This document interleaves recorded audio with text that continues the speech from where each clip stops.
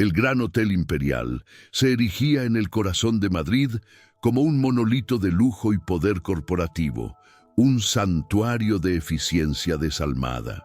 Sus pasillos de mármol, fríos como el hielo incluso en verano, reflejaban la luz distante de lámparas de cristal que parecían joyas suspendidas en un silencio casi reverencial. Para el personal, cada día era una coreografía de sonrisas forzadas, movimientos precisos y un miedo latente a cometer el más mínimo error que pudiera costarles el puesto. Sin embargo, para una mujer que se deslizaba por aquellos corredores con un cubo y una fregona, el hotel no era un lugar de trabajo, sino un mausoleo.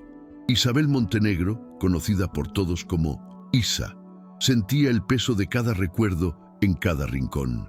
El aire, antes cargado del aroma a madera de cedro y lirios frescos que su marido adoraba, ahora olía a un químico genérico y caro, un perfume que simbolizaba la extinción del alma del lugar. Isabel, a sus 62 años, se había convertido en un fantasma en su propio reino. Oficialmente, era la dueña reclusa de un imperio, una figura mítica y ausente que nadie había visto en una década. En la práctica, era Isa, una empleada de limpieza más, invisible entre el ir y venir de huéspedes importantes y ejecutivos ambiciosos. Su uniforme azul pálido, casi desteñido por los lavados, era el sudario de su antigua identidad. Se movía con una lentitud que no era propia de su edad, sino del peso de un luto que se negaba a abandonarla. Su mirada, a menudo perdida en un punto indefinido del espacio, no era de distracción, sino de introspección, un viaje constante a un pasado donde el hotel era la promesa de un futuro compartido, un monumento a un amor que la muerte había reclamado demasiado pronto, dejándola a ella como la guardiana de sus ruinas emocionales. Se había exiliado a sí misma, eligiendo el anonimato como un refugio y una penitencia. No fue desterrada por la fuerza, sino que abdicó de su trono por el peso de la pena. Ser la magnate intocable, la señora Montenegro, era un papel que ya no sabía interpretar sin su coprotagonista, Mateo.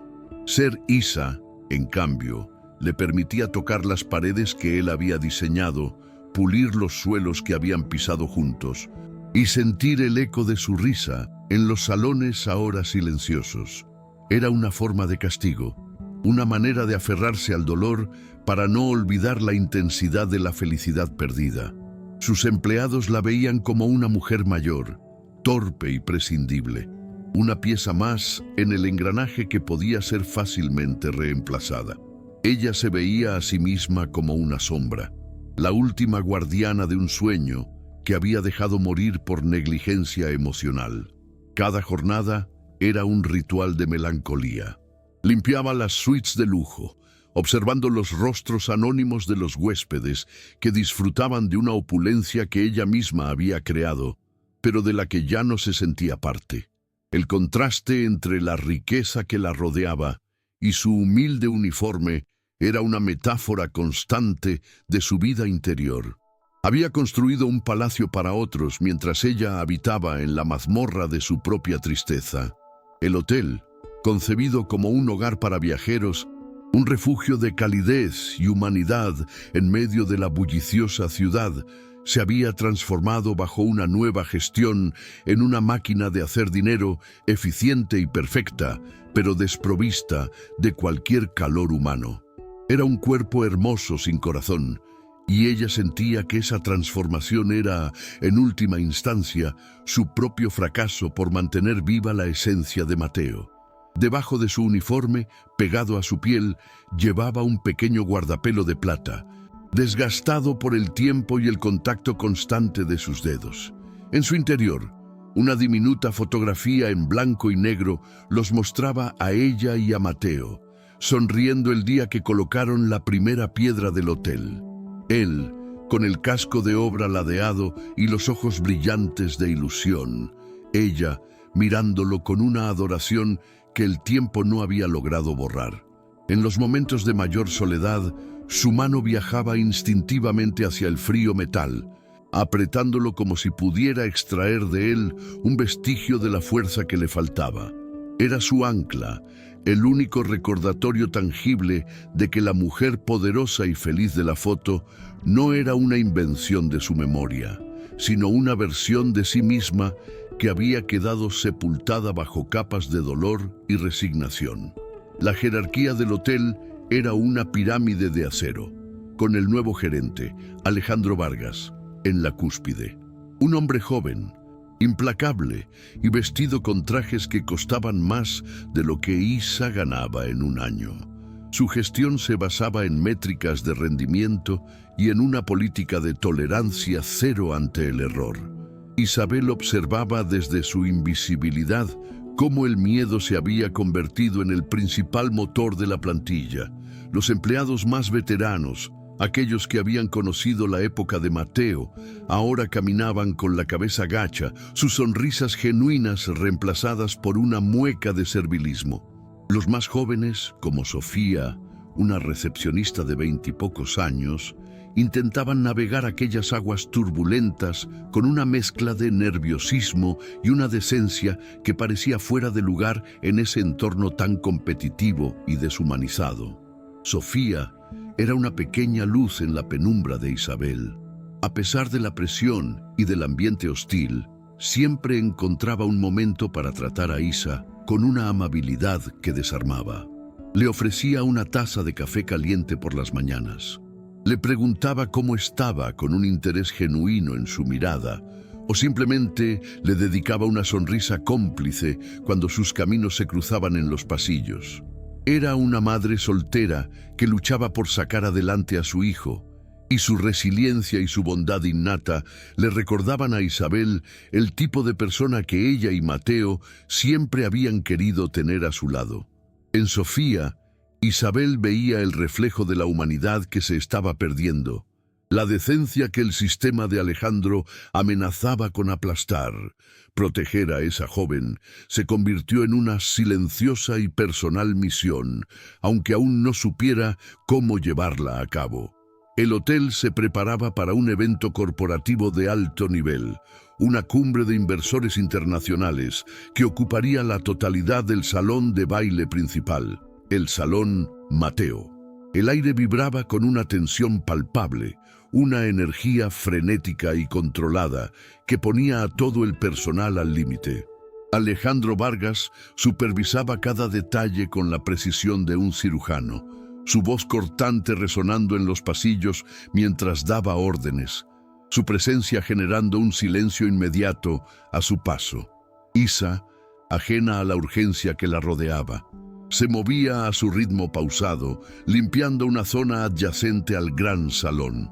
El nombre grabado en la placa de latón de la puerta, Salón Mateo, era una daga que se clavaba en su corazón cada vez que pasaba por allí. Era el epicentro de sus recuerdos, el lugar donde habían celebrado su aniversario más feliz. Fue en ese preciso lugar, el corazón sagrado de su pasado, donde su mundo se detuvo. Mientras transportaba un pesado cubo de agua para limpiar una mancha discreta, una oleada de recuerdos la asaltó con una fuerza inesperada.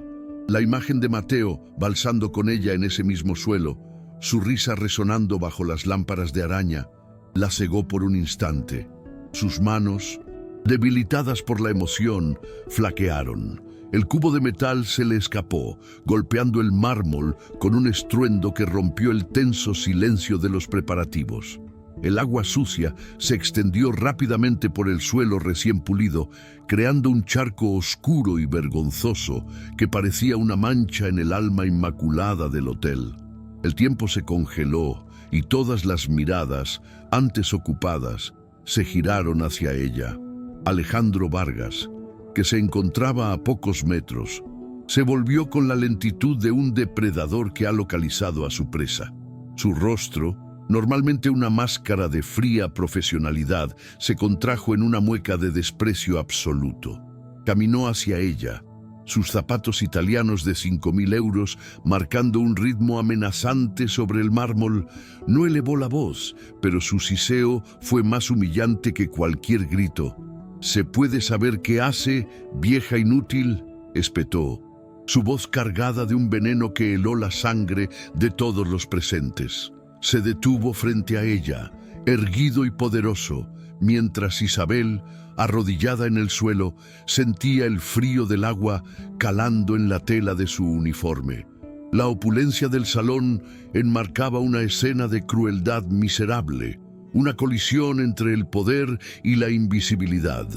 La humillación fue pública y brutal. Otros empleados, paralizados por el miedo, desviaron la mirada, convirtiéndose en cómplices silenciosos de su degradación.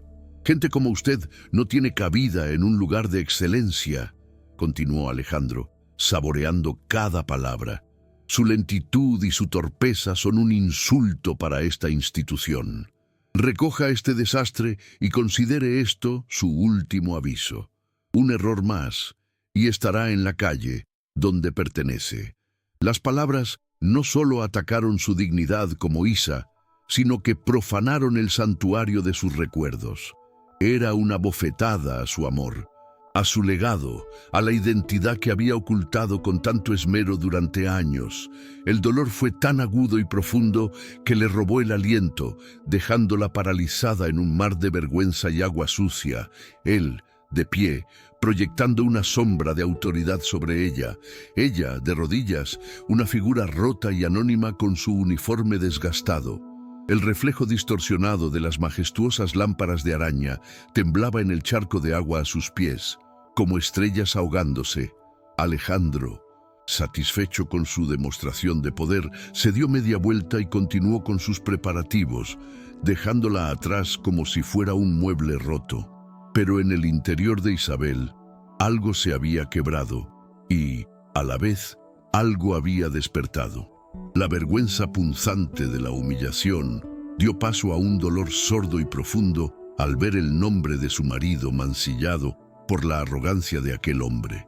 Y entonces surgió una emoción que no sentía desde hacía una década, una furia fría, silenciosa y absolutamente lúcida. Permaneció inmóvil durante un largo instante, el eco de las palabras de Alejandro todavía resonando en el aire. Sus manos, que antes temblaban por la conmoción, ahora estaban quietas, apoyadas en el suelo húmedo. No lloró. Sus ojos, fijos en el reflejo del agua, ya no reflejaban la mirada perdida de Isa, la limpiadora. Lentamente, una nueva luz comenzó a arder en ellos, una chispa de la antigua Isabel Montenegro, la mujer que había construido un imperio desde los cimientos junto al amor de su vida. El dolor no había desaparecido, pero ahora estaba mezclado con una resolución de acero. El exilio había terminado. El fantasma había decidido que era hora de volver a habitar su propio cuerpo, de reclamar su reino. La reina estaba a punto de regresar a su trono. El silencio que la envolvía ya no era de sumisión, sino de deliberación. Cada segundo que pasaba arrodillada en el suelo del salón, Mateo, era un segundo en el que la mujer que había sido se reconstruía pieza por pieza dentro de la cáscara de la mujer en la que se había convertido. La humillación no la había destruido, la había forjado de nuevo. Era la presión extrema que convierte el carbón en diamante. Se levantó lentamente, con una dignidad que sorprendió a los pocos que se atrevían a mirarla.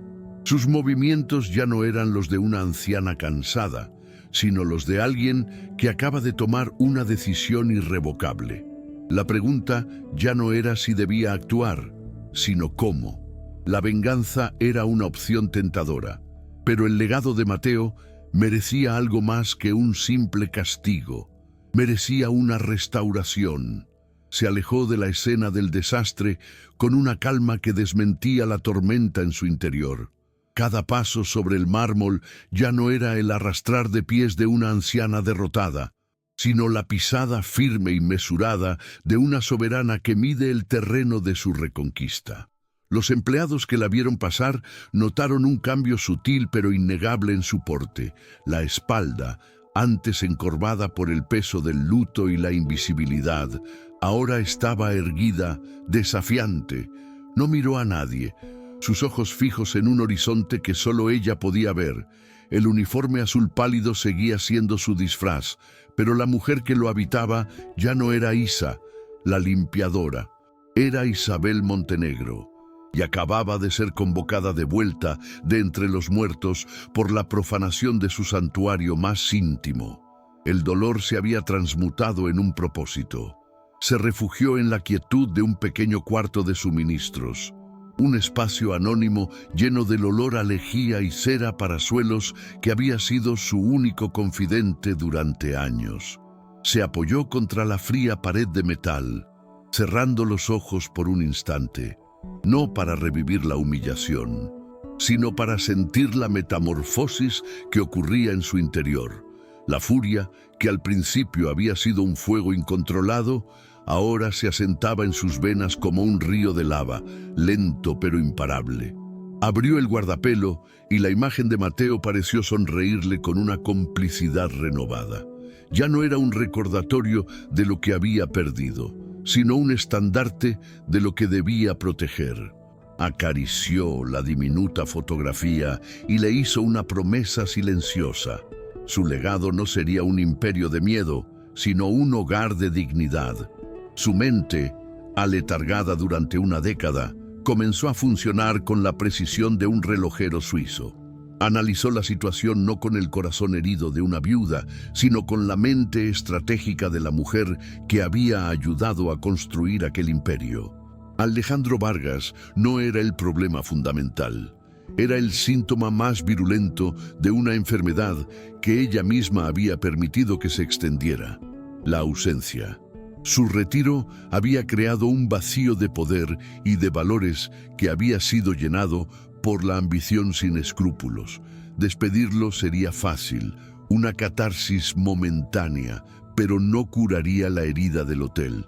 No, la solución debía ser más profunda, más significativa. Debía ser una restauración, no una simple purga. Debía recordarle a todos, y a sí misma, lo que el Gran Hotel Imperial representaba en realidad. Mientras formulaba estos pensamientos, sus oídos captaron el eco de una conversación tensa proveniente del pasillo. Era la voz cortante de Alejandro y la respuesta temblorosa de Sofía. Se asomó con sigilo por la rendija de la puerta. Vio a la joven recepcionista acorralada cerca del mostrador, con el rostro pálido y los ojos llenos de lágrimas contenidas. Alejandro le mostraba una tableta, señalando un error en una reserva, un fallo menor que en la época de Mateo se habría resuelto con una simple corrección y una palabra amable. Pero en el régimen de Vargas, cada error era un crimen capital. Un fallo más, Sofía, y te aseguro que tu hijo y tú tendréis mucho tiempo libre para buscar otro sitio donde fracasar. Siseó él, su crueldad tan casual como devastadora. El corazón de Isabel se contrajo en un nudo de dolor y rabia protectora. Vio en el rostro de Sofía no solo el miedo a perder su empleo, sino la desesperación de una madre que temía no poder alimentar a su hijo. Vio la decencia y la bondad siendo aplastadas bajo la bota de una eficiencia tiránica. Sofía era el alma del hotel que ella y Mateo habían soñado, la personificación de la calidez y la humanidad que ahora estaban en peligro de extinción. En ese instante, su misión se cristalizó. Ya no se trataba solo de honrar la memoria de su marido o de reclamar su propio poder. Se trataba de proteger a los inocentes, de luchar por aquellos que no podían defenderse.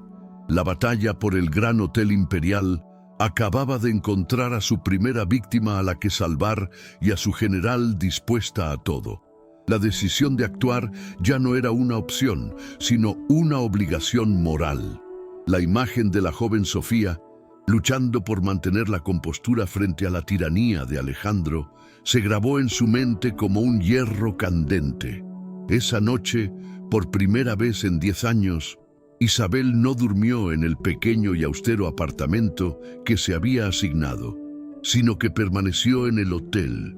Se movió por sus pasillos silenciosos después de la medianoche, no con un cubo y una fregona, sino con la autoridad silenciosa de su verdadera dueña.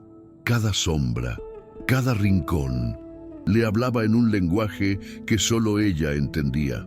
Ya no eran fantasmas de su dolor, sino aliados en su estrategia. El hotel mismo parecía despertar a su presencia, reconociendo a su reina perdida y ofreciéndole sus secretos. Su primer movimiento fue acceder a la antigua oficina de Mateo, una suite en el último piso que había permanecido cerrada bajo llave desde su muerte, declarada en remodelación permanente por una orden suya de hacía años. Usó una pequeña llave dorada que siempre llevaba junto al guardapelo, una reliquia de un tiempo en que aquellas puertas se abrían a un futuro brillante. El aire en el interior estaba estancado, cargado del aroma a cuero, libros y a la leve fragancia del tabaco de pipa de Mateo. Era una cápsula del tiempo, un santuario intacto. Se sentó en su gran escritorio de caoba, pasando los dedos por la superficie polvorienta.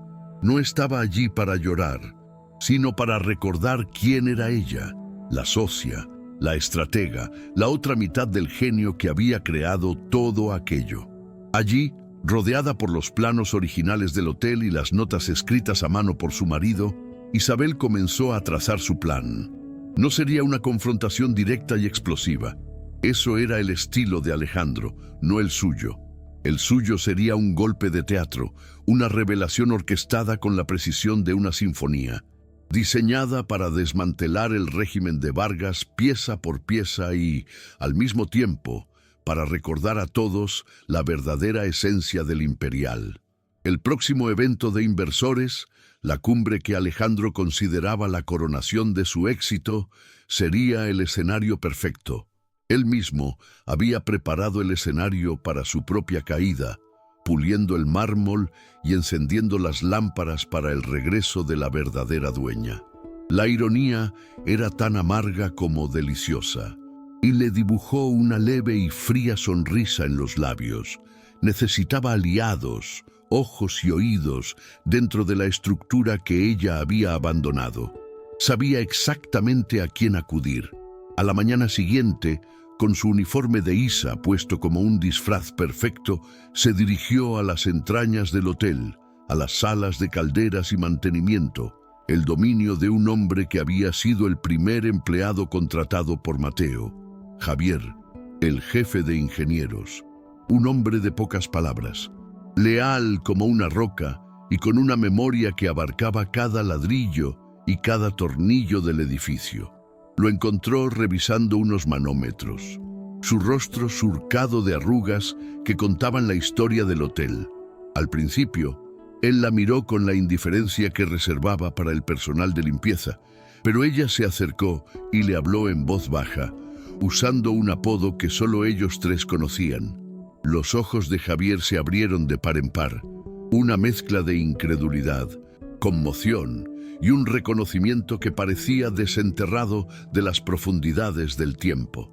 «Señora Montenegro», susurró, su voz ronca por la emoción.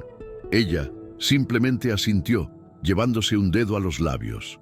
Durante la siguiente hora, en el estruendo rítmico de la maquinaria del hotel, Isabel le contó todo: su exilio voluntario, la humillación en el salón que llevaba el nombre de su amigo y el reino de terror de Alejandro. Javier escuchó en silencio, su rostro endureciéndose con cada palabra. Él había visto la decadencia del alma del hotel, había sentido el miedo en los pasillos, pero se sentía impotente, un viejo soldado leal a un reino sin monarca. Ahora, su reina había vuelto, y la lealtad que había permanecido latente durante una década se encendió de nuevo. Javier se convirtió en su primer general. Le proporcionó un panorama desolador, pero necesario de la situación actual. Le habló de los despidos injustificados de empleados veteranos, para ser reemplazados por personal más joven y barato, de los recortes en la calidad de los servicios que no eran visibles para los huéspedes, pero que minaban la moral del personal, y de los informes financieros que Alejandro manipulaba para inflar su propio rendimiento ante la junta directiva ausente. Cada dato era una pieza más en el rompecabezas, un clavo más en el ataúd que Isabel estaba construyendo para la carrera de Alejandro Vargas.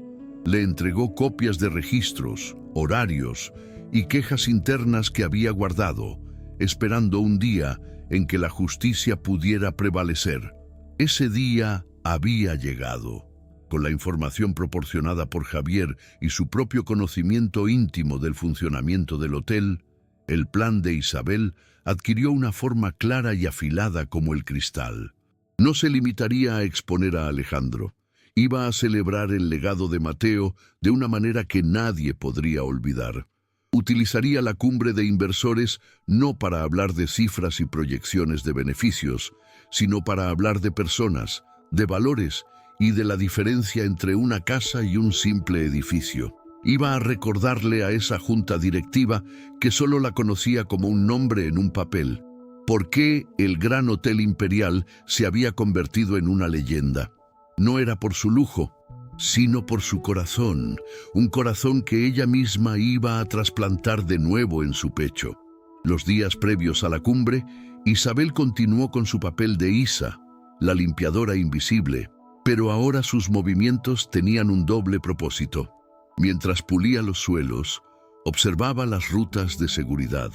Mientras vaciaba las papeleras de las oficinas, sus ojos escaneaban documentos y pantallas de ordenador. Mientras sonreía dócilmente a los ejecutivos que pasaban a su lado, escuchaba sus conversaciones, recopilando fragmentos de información que encajaban en su estrategia. Se había convertido en un fantasma con una misión, una espía en su propio palacio.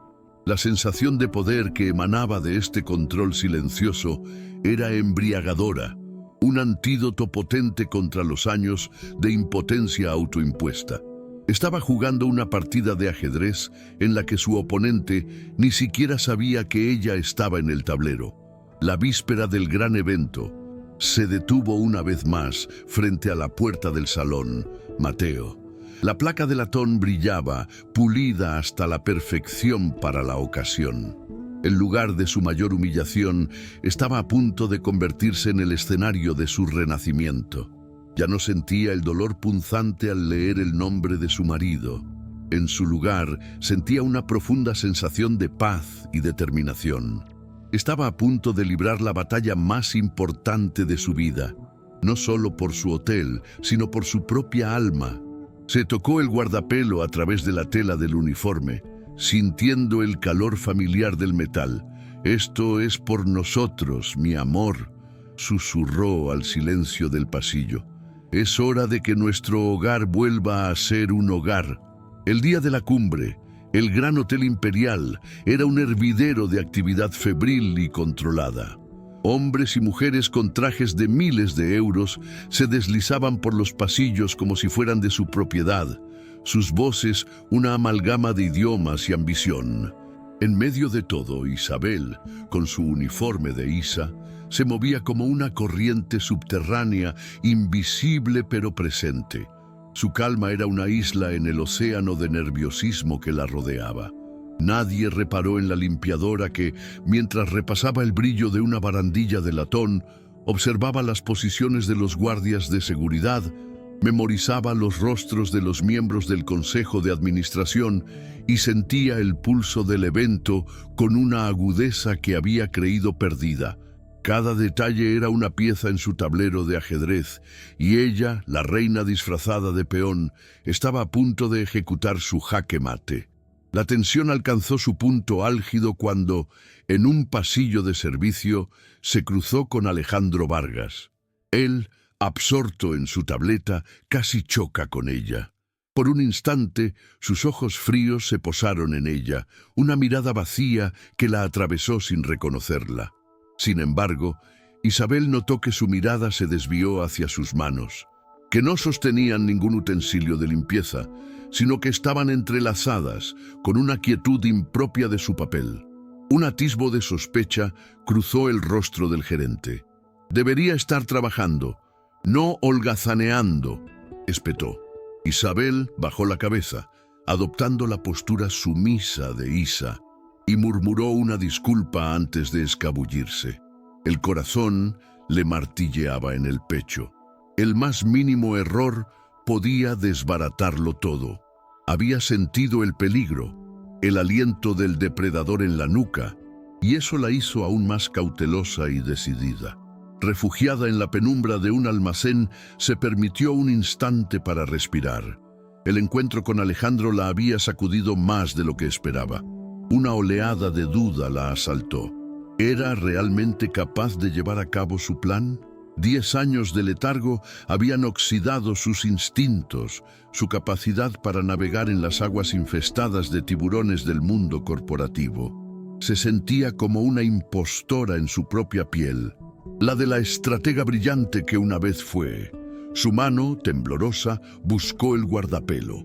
Al sentir el frío metal, cerró los ojos y no vio el rostro sonriente de Mateo como un ancla al pasado, sino como un faro que la guiaba hacia el futuro. Él no la habría querido escondida en las sombras, sino luchando por el alma de su creación. La duda se disipó, reemplazada por una claridad gélida. No lo hacía por venganza, sino por justicia.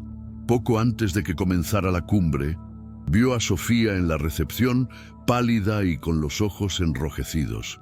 La joven luchaba por mantener la compostura mientras atendía a un huésped exigente, su sonrisa profesional apenas ocultando el temblor de sus labios. Isabel se acercó con el pretexto de vaciar una papelera cercana. «¿Estás bien, querida?», susurró. Sofía negó con la cabeza, una lágrima solitaria rodando por su mejilla.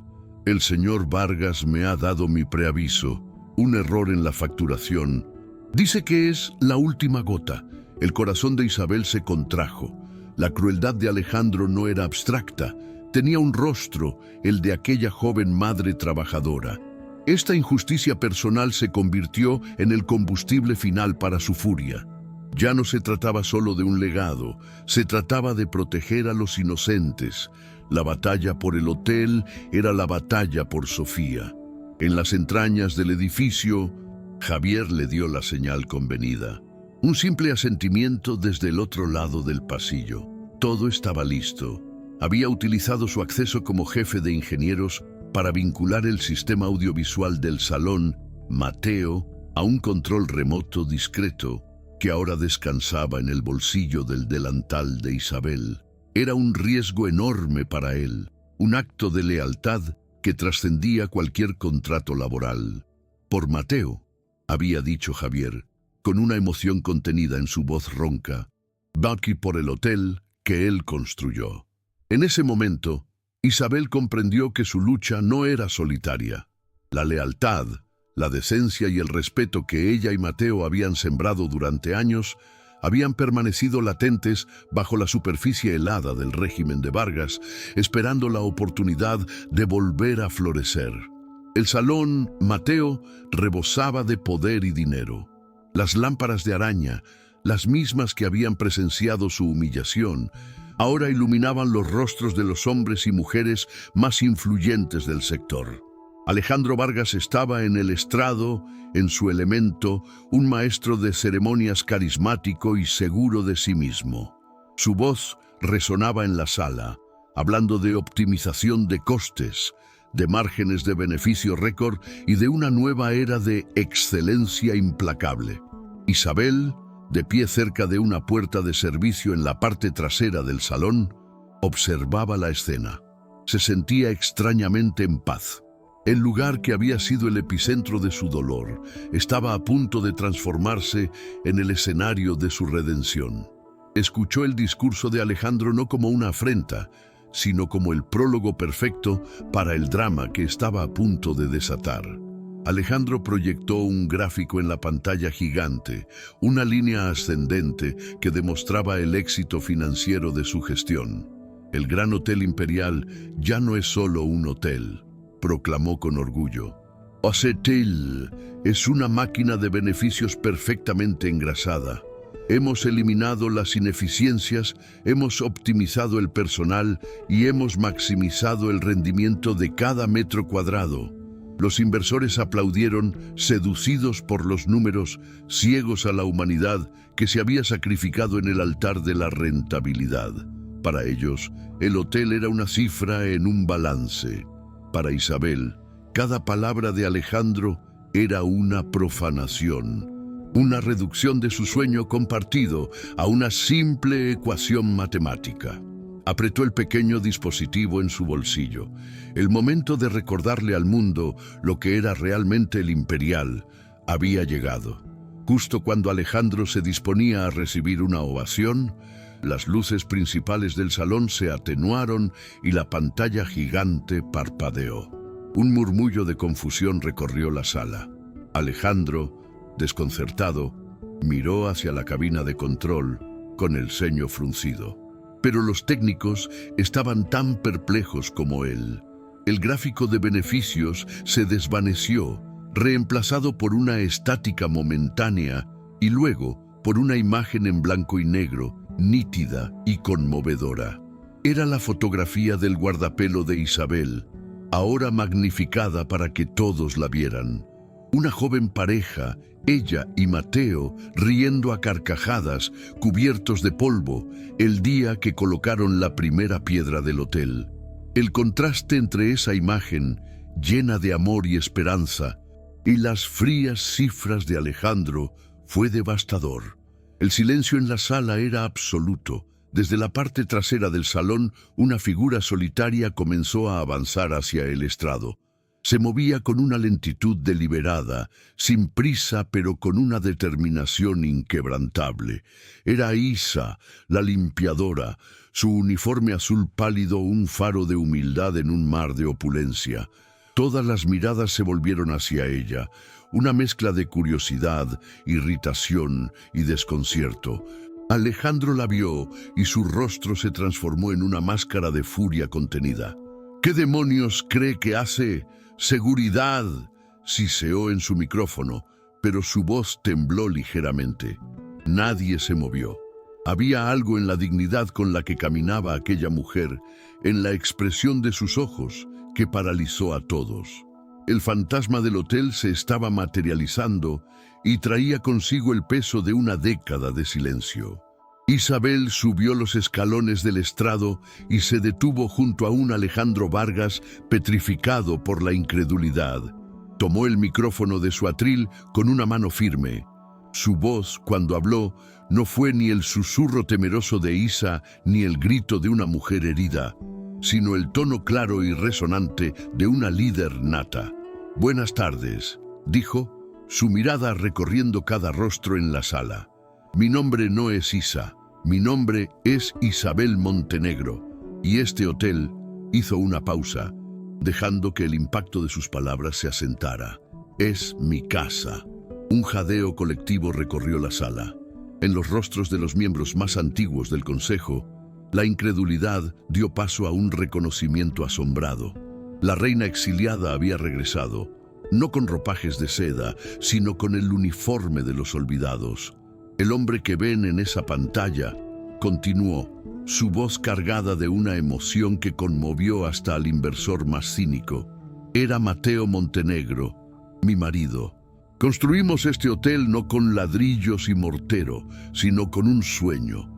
El sueño de crear un lugar donde cada persona, fuera huésped o empleado, se sintiera valorada, respetada, humana. El señor Vargas les ha hablado de beneficios. Yo quiero hablarles del coste. La pantalla detrás de ella cambió de nuevo. Esta vez mostraba una sucesión de rostros. Los empleados veteranos que habían sido despedidos sin contemplaciones. Junto a cada rostro, los años de servicio leal que habían dedicado al hotel. La narrativa de Alejandro, basada en cifras, comenzaba a desmoronarse bajo el peso de las historias humanas. Entonces llegó el golpe de gracia. La pantalla mostró las imágenes de la cámara de seguridad del salón, Mateo, de hacía unas semanas. La sala entera observó en un silencio sepulcral cómo Alejandro Vargas humillaba a una limpiadora arrodillada, llamándola vieja inútil. Vieron su desprecio, su arrogancia. A continuación, apareció la imagen de la recepción, con el audio nítido de Alejandro amenazando a una joven Sofía, diciéndole que ella y su hijo acabarían en la calle. La crueldad, antes oculta en los pasillos de servicio, ahora estaba expuesta bajo los focos. Alejandro Vargas palideció, su rostro una mezcla de pánico y rabia impotente. Ya no era un ejecutivo brillante, era un matón desenmascarado ante el jurado de su propia ambición. La excelencia no se construye sobre el miedo, la lealtad no se compra con bonificaciones, y la dignidad, dijo Isabel, su mirada fija en Alejandro, no tiene precio. Se volvió hacia los inversores. Hoy, el Gran Hotel Imperial no cambia de dueña, cambia de alma. Reclamo mi lugar, no para castigar, sino para reconstruir. El señor Vargas está despedido, con efecto inmediato. Se hizo un silencio denso, y luego, un miembro del consejo, un anciano que había conocido a Mateo, se puso de pie y comenzó a aplaudir. Pronto, otros se unieron, y el aplauso se convirtió en una ovación atronadora, no para una magnate, sino para una mujer que les había recordado que el mayor de los imperios es el que se construye con el corazón. Isabel permaneció en el estrado, bañada por la luz y los aplausos. Su transformación era completa. Ya no era la sombra de Isa ni el fantasma de la señora Montenegro. Era simplemente Isabel, una mujer que había atravesado el desierto del duelo y había salido fortalecida, forjada de nuevo en el fuego de la humillación. Miró hacia la primera fila, donde vio a Sofía, que la miraba con lágrimas en los ojos. Pero esta vez eran lágrimas de gratitud y asombro. En esa mirada, Isabel encontró su verdadera victoria. No era la reconquista de un edificio, sino la restauración de un hogar. El Gran Hotel Imperial tenía de nuevo a su reina, y su reinado no sería de poder, sino de propósito. La jornada había terminado, y una nueva acababa de empezar. Tras la atronadora ovación, un silencio cargado de significado se apoderó del salón. Mateo, Alejandro Vargas, despojado de su arrogancia y reducido a una figura pálida y temblorosa, fue escoltado fuera de la sala por la seguridad del hotel sin oponer resistencia. Su salida, tan silenciosa y humillante como ruidosa, había sido su tiranía. Isabel permaneció sola en el estrado, el micrófono todavía en su mano, observando los rostros de los inversores que ahora la miraban no como a una anomalía, sino con una mezcla de respeto y asombro. El poder que sentía no era el de una victoria aplastante, sino el de una verdad largamente reprimida que finalmente había encontrado su voz. La reina no solo había reclamado su trono, había purificado el aire de su reino, demostrando que la verdadera autoridad no emana del miedo, sino de la integridad. La adrenalina de la confrontación se disipó lentamente, dejando en su lugar una calma profunda y lúcida. Isabel ya no sentía el peso de 10 años de luto, sino la ligereza de un propósito reencontrado. Miró la fotografía de Mateo, todavía proyectada en la pantalla gigante, y por primera vez en una década, su imagen no le trajo una punzada de dolor, sino una oleada de gratitud y amor sereno. Comprendió que su exilio no había sido en vano. Haber habitado en las sombras le había permitido ver las grietas del imperio que había abandonado, entender el sufrimiento de aquellos que eran invisibles para el poder. Su conquista no era un acto de venganza, sino de restauración. No había vuelto para gobernar desde las alturas, sino para sanar desde los cimientos, con el conocimiento que solo la humildad puede otorgar. Su primera acción no fue reunirse con el Consejo de Administración ni revisar las finanzas, sino buscar a Sofía. La encontró cerca de la recepción, con los ojos llenos de lágrimas de incredulidad y alivio. Isabel se acercó, no como la dueña del hotel, sino con la misma calidez que la joven siempre le había mostrado a ella. «Tu puesto de trabajo nunca estuvo en peligro, Sofía», le dijo en voz baja, colocando una mano sobre su hombro. «De hecho, creo que mereces un ascenso. Alguien con tu decencia y tu empatía no debería estar en la primera línea de defensa, sino diseñando cómo tratamos a nuestros huéspedes y a nuestro personal». En ese gesto, en esa promesa, se condensaba toda su nueva filosofía. El capital más valioso del Gran Hotel Imperial sería, a partir de ese momento, su humanidad. Más tarde, frente al consejo directivo, Isabel no presentó un plan de negocios, sino un manifiesto de valores. Habló de cómo la obsesión por las métricas había vaciado de alma al hotel, convirtiéndolo en un cuerpo hermoso pero sin corazón. Propuso una nueva medida para el éxito: el bienestar de sus empleados y la lealtad genuina de sus huéspedes, cosas que no podían cuantificarse en un gráfico de beneficios trimestral. Algunos de los miembros más jóvenes, formados en la Escuela de la Eficiencia Implacable de Vargas, se mostraron escépticos, pero los más veteranos, aquellos que habían trabajado con Mateo, asintieron en silencio, con una emoción visible en sus ojos. Recordaban un tiempo en que el hotel era más que un negocio, era una familia. Isabel no estaba proponiendo una revolución, sino un regreso a casa. En los días siguientes, Isabel no se instaló en la suite presidencial. Continuó vistiendo un atuendo sencillo y recorrió cada rincón del hotel, esta vez no con un cubo de limpieza, sino con un cuaderno y una disposición a escuchar. Se sentó en la cafetería del personal, compartió el almuerzo con los mozos de equipaje y pasó horas con el equipo de mantenimiento, aprendiendo de nuevo el ritmo y las necesidades de su gente. Escuchó historias de miedo, de injusticias y de pequeños actos de bondad que habían sobrevivido en la oscuridad. Su presencia, antes invisible, ahora era un faro de cambio. Los empleados, que al principio se mostraban cautelosos, comenzaron a hablar con franqueza, sintiendo que por primera vez en años su voz importaba, estaba reconstruyendo la confianza, un ladrillo fundamental que Alejandro había demolido. Un cambio sutil pero poderoso se extendió por los pasillos del Imperial. El aséptico y caro ambientador químico fue reemplazado por el aroma familiar a madera de cedro y lirios frescos, la fragancia que Mateo siempre había amado. Era un detalle sensorial, un susurro del pasado que anunciaba un nuevo futuro. Las sonrisas forzadas del personal comenzaron a relajarse, a volverse genuinas. La atmósfera de tensión se disipó, reemplazada por un murmullo de colaboración y esperanza. Isabel entendió que el alma de un lugar no reside en su lujo ni en su eficiencia, sino en los pequeños detalles que lo hacen sentir como un hogar.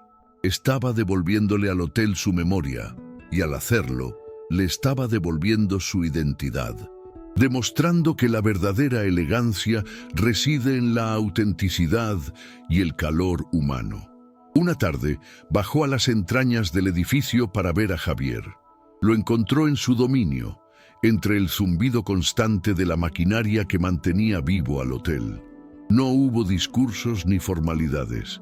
Simplemente se miraron y en ese silencio compartieron la magnitud de su victoria. «Gracias, Javier, por tu lealtad a Mateo y por tu fe en mí», dijo ella.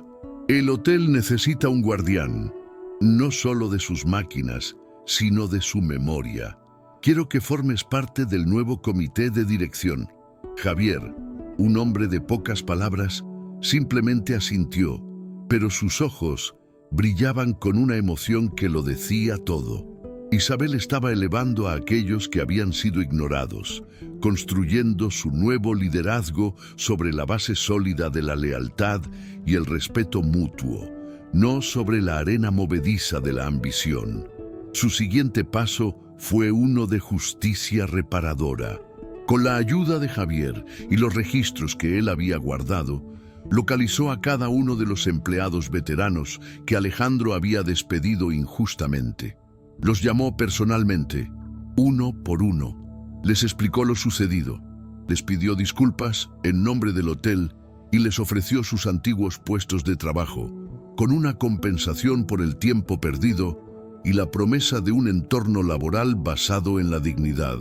Para muchos, la llamada fue un shock, una reparación que nunca creyeron posible. Al traer de vuelta a la vieja guardia, Isabel no solo corregía una injusticia, sino que recuperaba décadas de experiencia, lealtad y conocimiento institucional, tejiendo de nuevo el tejido social que Alejandro había desgarrado con su crueldad. Regresó a la oficina de Mateo, pero esta vez no la sintió como un santuario de dolor, sino como un centro de mando lleno de posibilidades. Abrió las pesadas cortinas de terciopelo que habían estado cerradas durante una década, inundando la habitación de luz. El polvo que cubría los muebles ya no parecía el sudario del pasado, sino la tierra fértil sobre la que crecería el futuro.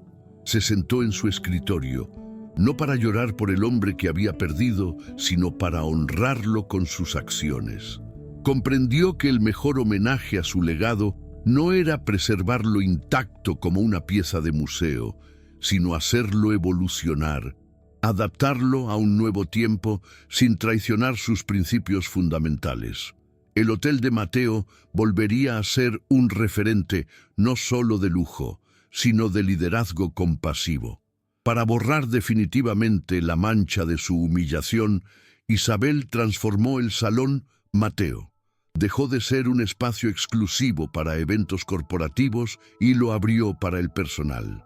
Organizó allí una gran cena para todos los empleados y sus familias. Un evento sin jerarquías, donde los directivos servían la comida a los limpiadores y los recepcionistas bailaban junto a los chefs. La risa y la música llenaron el salón, purificando sus paredes del eco de las palabras crueles de Alejandro. En el mismo lugar donde había sido reducida a la nada, Isabel celebró la comunidad, demostrando con hechos que el corazón del hotel no eran sus lámparas de araña ni su mármol pulido, sino la gente que lo hacía funcionar cada día. La redención no fue solo suya, sino de todos. Con el tiempo, Isabel encontró un nuevo equilibrio. Ya no era la reina exiliada ni la magnate implacable que podría haber sido. Se convirtió en una líder que gobernaba con la sabiduría de quien ha conocido ambos extremos del espectro del poder. Llevaba trajes elegantes en las reuniones del consejo, pero nunca olvidó el peso de un cubo de agua ni la sensación del frío suelo en sus rodillas. Esta dualidad, la de Isabel Montenegro, que dirigía un imperio, y la de Isa, que entendía el valor de una palabra amable, se convirtió en su mayor fortaleza. Enseñó a sus ejecutivos que para dirigir, primero hay que saber servir, y que la verdadera visión no consiste en mirar hacia abajo desde la cima, sino en ver el potencial y la dignidad en cada persona, sin importar su uniforme. Meses después, en una tarde tranquila, Isabel observaba el vestíbulo desde un balcón interior. Vio a Sofía, ahora la carismática jefa de relaciones con los huéspedes, ayudar con una sonrisa a una familia que acababa de llegar. Vio a Javier charlando amigablemente con uno de los jóvenes botones. El aire vibraba con una calidez que había estado ausente durante mucho tiempo. El hotel no solo era rentable, estaba vivo. Su conquista no había sido sobre un hombre o una junta directiva. Había sido una conquista sobre su propio dolor, sobre la apatía y sobre la idea de que la eficiencia debe anular a la humanidad. Había aprendido que el duelo no termina cuando olvidas, sino cuando transformas el amor por lo que perdiste en una fuerza para proteger lo que aún te queda. El Gran Hotel Imperial se erigía de nuevo en el corazón de la ciudad, pero ya no como un monolito de poder frío, sino como un faro de hospitalidad en su sentido más profundo. Isabel, De pie en su oficina, mientras el sol del atardecer teñía de oro la ciudad, se tocó el guardapelo de plata. La imagen de Mateo ya no era un ancla que la ataba a un pasado doloroso, sino una brújula que le había mostrado el camino de vuelta a sí misma. Comprendió la lección final de su viaje. Un imperio construido sobre el miedo es tan frágil como el cristal, pero un hogar construido sobre la dignidad es una fortaleza inexpugnable. El poder no reside en la corona que llevas, sino en las vidas que ennobleces. La historia de Isabel Montenegro se convirtió en una leyenda silenciosa entre los muros del hotel, un recordatorio de que bajo la superficie de lo ordinario, a menudo se esconde lo extraordinario. Su viaje enseñó a todos una verdad universal. La humillación puede quebrar el espíritu, pero también puede forjarlo en acero. Y en un mundo que a menudo valora más la apariencia que la esencia, el mayor acto de poder es reclamar tu propia identidad, no para imponerla sobre los demás, sino para construir un espacio donde cada persona, sin importar su título o su uniforme, pueda sentirse vista, valorada y, sobre todo, digna. El Gran Hotel Imperial ya no era solo un lugar para alojarse. Era un testimonio de que la bondad, al final, es el negocio más rentable de todos.